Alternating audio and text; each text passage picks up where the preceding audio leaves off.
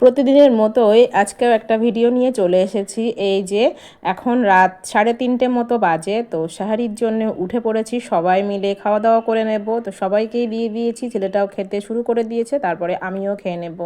তো তারপরে খাওয়া দাওয়া শেষ করে নামাজ আদায় করে নিয়েছি, তারপরে একটু শুয়েছিলাম মেয়েটার পাশে। তো তারপরে সকাল হয়ে গেছে, সকালে উঠে মাজা ঘষা করে নিয়েছি থালা বাসনগুলো, তারপরে মেয়েটাকে একটু ম্যাগি বানিয়ে খাইয়ে দিলাম। আর তারপরে সকালে যা কাজ থাকে সেগুলোও সেরে নিয়েছি। তারপরে দুপুরে রান্নায় চলে এসেছি, যেহেতু মেয়েটা ছোট ওই জন্য দুপুরেই রান্না করি, কারণ ওকেও তো খাওয়াতে হবে। তো ওই যে রান্না করে নিচ্ছি, আজকে একটু ডাল সিদ্ধ করে নেব, হাতে মানে ভর্তা করে নেব।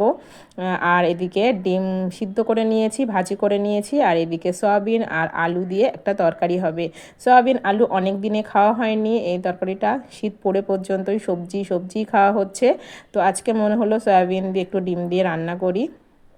তো এই যে সয়াবিনগুলো প্রথমে ভালো করে ভিজিয়ে নিয়েছিলাম, তারপরে এই যে জল একেবারে চিপে তুলে নিয়েছি।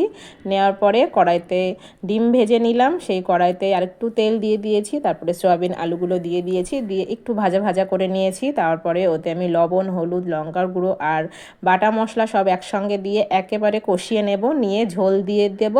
তারপরে ঝোল দিয়ে ঝোলটা যখন ফুটে উঠবে তখন ডিমগুলোও দিয়ে দেব। তারপরে আরেকটু ফুটিয়ে নিয়ে সাঁতলে নেব, একটু পেঁয়াজ আর তেল দিয়ে সাঁতলে নিয়েছি।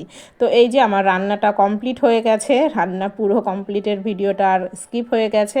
তারপরে এই যে সব গুছিয়ে গাছিয়ে নিয়েছি, নেওয়ার পরে মেয়েকেও খাইয়ে দিয়েছি। তারপরে এই যে সন্ধ্যাবেলা ইফতার জোগাড় করে নিয়েছি, বাড়িতে অনেকেই রোজা আছে বড়রা।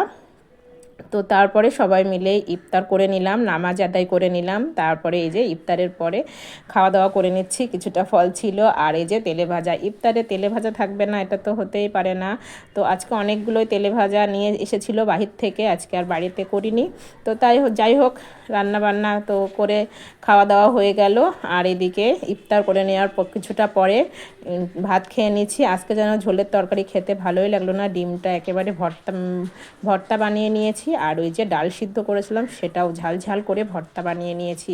তো এই যে একেবারে ঝাল করে ভর্তা বানিয়ে ভাতগুলো খেতে কিন্তু অনেক মজার হয়েছে। মাঝে মাঝে ঝোলের তরকারি একেবারেই ভালো লাগে না, আর ঠান্ডা লেগেছে, মুখে রুচিও নেই, ওই জন্যে মনে হলো একেবারে ভর্তা বানাই। তো ডিম ভর্তা আর এই ডালের ভর্তা দিয়ে ভাতটা খেয়ে নিলাম। তো অনেক ভালো লাগলো খেতে, তরকারি আর নিলাম না। তো এই যে সবাই মিলেই ইফতারের পর নামাজ আদায় করা হয়েছে, তারপরে এই যে কিছুটা অল্প অল্প করে ভাত খাওয়া হয়েছে। তারপরে সব মেয়েকেও খাইয়ে দিয়েছি, গুছিয়ে নিয়েছি।